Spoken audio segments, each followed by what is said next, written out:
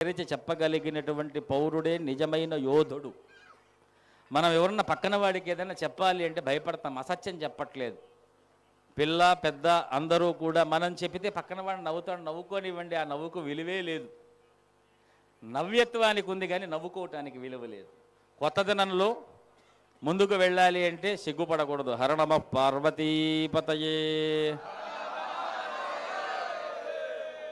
Mic పెడితే ఎలా శబ్దం రావాలో అలా రావాలి, లేదు అంటే మేకు కొడితే ఎలా శబ్దం రావాలో అలా రావాలి.